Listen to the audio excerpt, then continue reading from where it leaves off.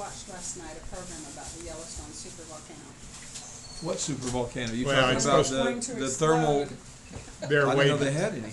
No, it could be the largest, Yeah, they say it's the largest one that will destroy for 1,000 miles in all It takes directions. up the majority of Yellowstone National Park. Well, the whole thing is just a huge Yeah. thermal field, Yeah. but I didn't know there was any that was.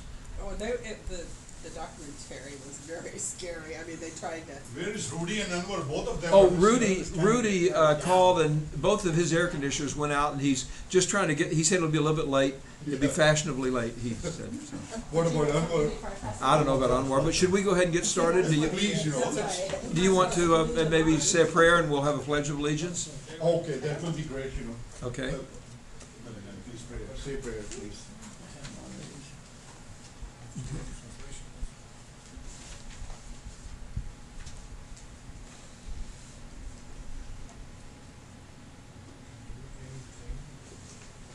I'll just pray the Arabic and I'll just read a bit translation. Okay. بسم الله الرحمن الرحيم. يا أيها الناس اتقوا ربكم الذي خلقكم من نفس واحدة وخلق منها زوجها وبعث منهما رجالا كثيرا ونساء واتقوا الله الذي تساءلون به والأرحام إن الله كان عليكم رقيبا.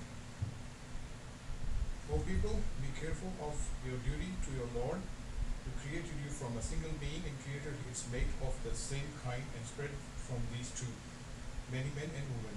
And be careful of your duty to God, by whom you demand one of another your rights, and to the ties of relationship. Surely God ever watches over you.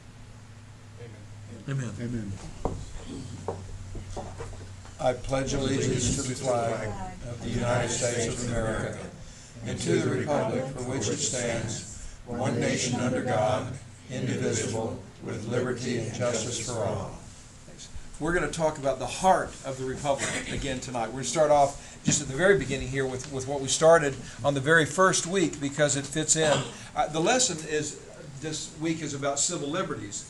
But you remember to begin with, we said the little catechism that's based on paraphrasing Thomas Jefferson mostly. God is the sovereign, but he made us sovereigns when he made us free. When he gave us unalienable rights, he made us, the people, the source of law in a free society. He made us the sovereigns. And we've written it down on a sheet of paper, the law. It's called the U.S. Constitution. It is the supreme law of the land. It's our marching orders to our elected and appointed servants, national, state, and local. And it defines the rule of law in America. America is all about the rule of law, not about the rule of man.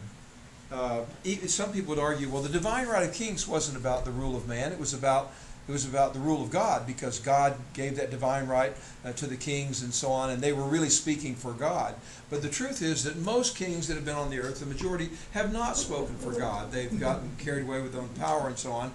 And I'm not saying that there's anything wrong with the rule of the divine right of kings. If God wants us to have a king, he certainly did it at times in the Old Testament, for example. I don't have any problem with God giving us a king, as long as we have a good king. But our founding fathers said we don't want to take a chance on having bad kings, as we've had so much in the history of the world. And we can still implement God's law in this way that he has allowed us. He's given us this sovereignty to choose. So that's what Jefferson and our founding fathers said. Thomas Jefferson in the Declaration of Independence. You read the second. If you want to turn, if you have your, it's in the back of the little pocket. The Constitution is the Declaration, and in the second paragraph, Thomas Jefferson really gives the heart, the kernel of all of what American government and what freedom is all about in America, and what has made us different, as I keep saying, than every other single major nation ever in the history of the world. These God-given inalienable rights making us sovereigns. Different than even England or France, ones that many people would say, well, that's pretty similar to America. They're similar in a lot of ways. And this is what he said. We hold these truths to be self-evident, that all men are created equal. That includes men and women, all mankind, are created equal, that they are endowed by their Creator. They're endowed, or he gives us, God endowed us with certain unalienable rights. And among these are life, liberty, and the pursuit of happiness. Life, liberty, and the pursuit of happiness. That to secure these rights, these God-given unalienable rights, that to secure them, governments are instituted among men, deriving their just powers from the consent of the governed. The consent of the governed, they're the people, we're the ones that are governed, but we're also the sovereigns, and they have to have our consent to whatever powers that they have. They've got to have our consent. So we've given them some limited powers to the national government in Article 1, Section 8 of the Constitution, and then we've reserved the rest of them to the states and the people in the 10th Amendment. Deriving their just powers from the consent of the governed, and that when any form of government becomes destructive of these ends, these purposes, which are to secure or to protect our unalienable rights, that's the job of government. When any form of government becomes destructive of these ends, it is the right of the people to alter or to abolish it, to institute new government. And that's what they did. Yes, Bill? Did they say right or duty? Well, here he said it's the right, and then at the very end, let's read what he says at the end. He says it's the right of the people to alter or abolish it. And then at the very end, and elsewhere they did say it was our duty. Yeah. I'm looking to see exactly what they said at the very end. He said, after showing that the King of England was doing everything he could to just make it an absolute tyranny here, Yeah. he says, Despotism, it is their right, it is their duty to throw off such government. Was their Both duty. words in the same sentence. where are you? On Which- the- Right here on the screen. Screen there. Oh, well, where is that? Despotism, it is their right. At the bottom of page It's in the 35. it's in the second major paragraph. It's, yeah. Okay, go back up to the deal then.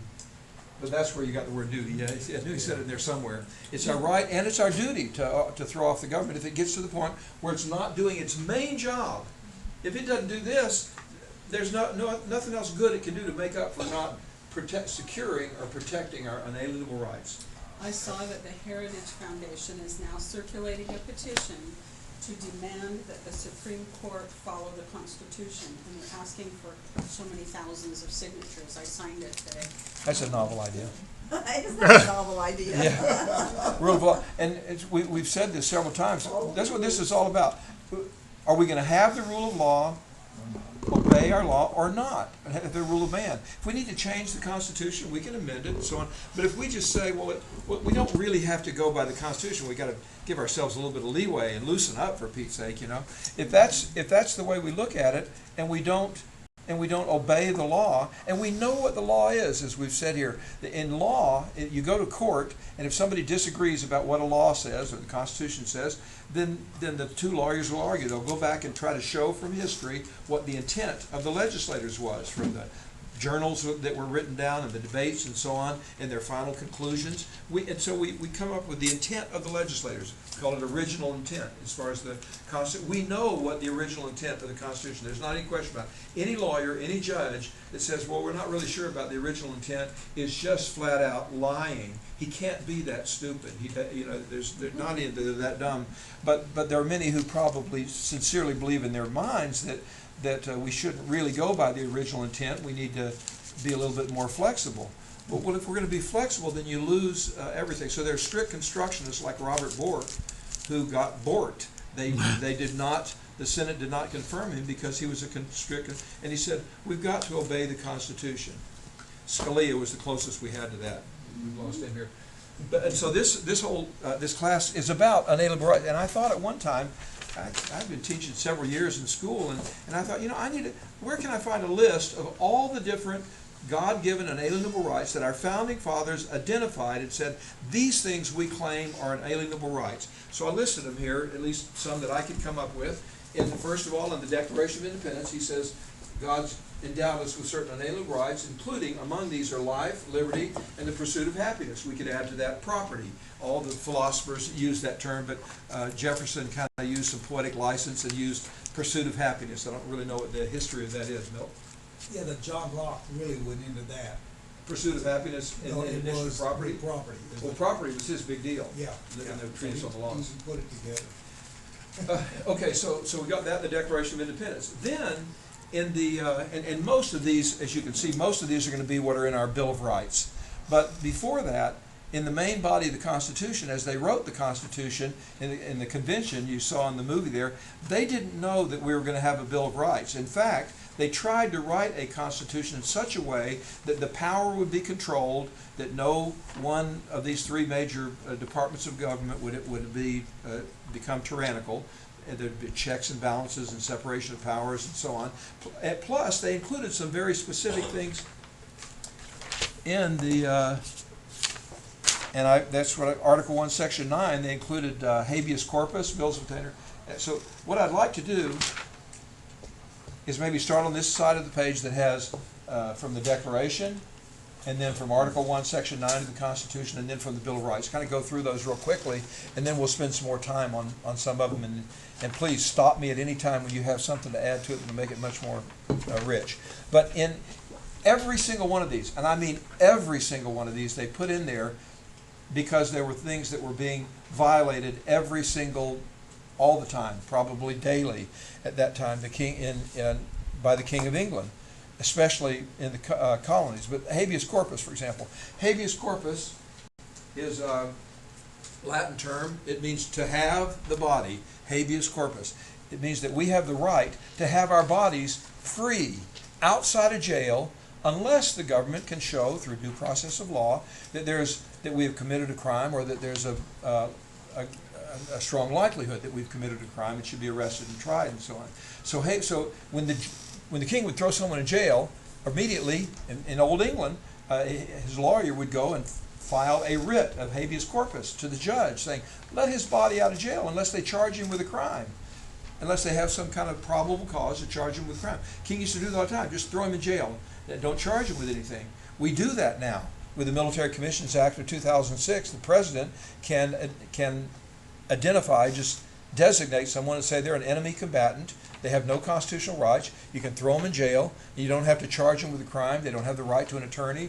That happened to Ramos and Campion, who were the two and an illegal alien had come across and shot at them, and he's running off, and they shot at him. I think they hit him in the rear end.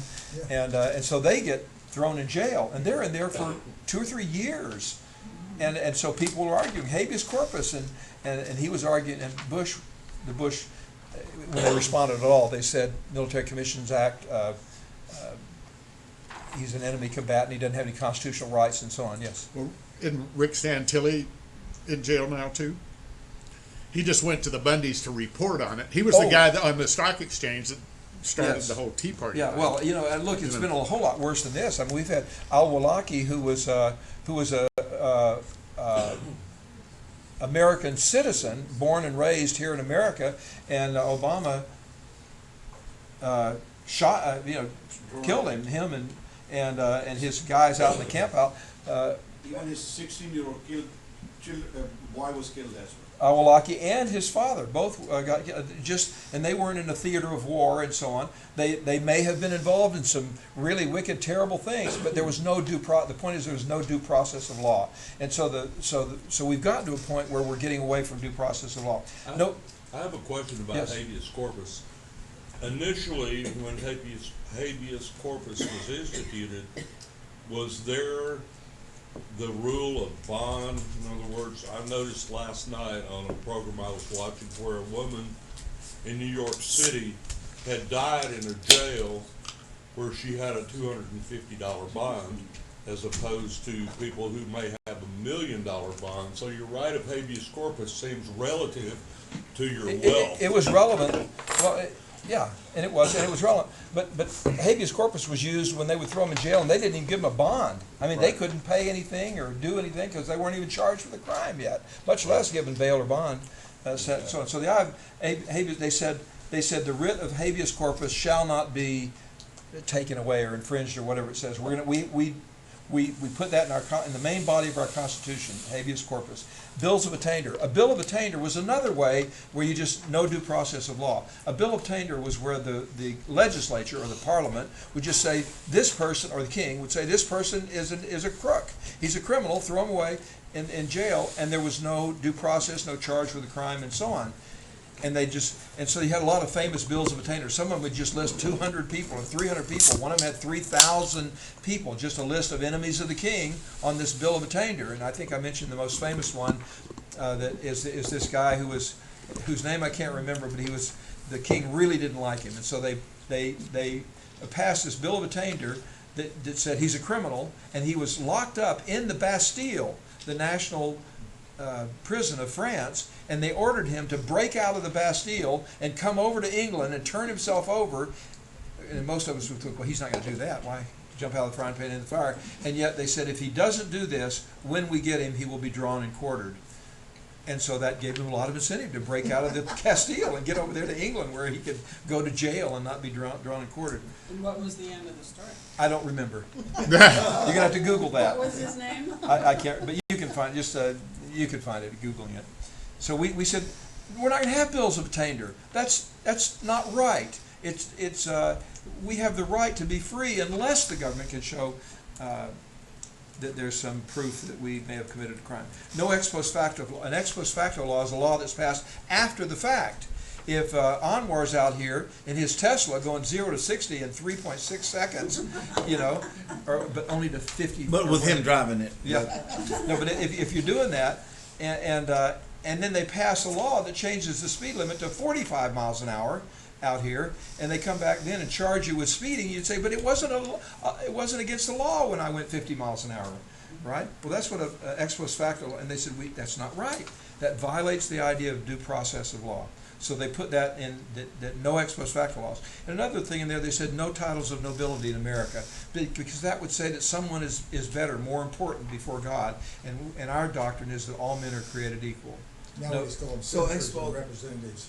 What's that? Now we just call them senators or Representative, representatives. because they're special. Your honor. Pardon? The honorable. Yes, the Yeah. honorable.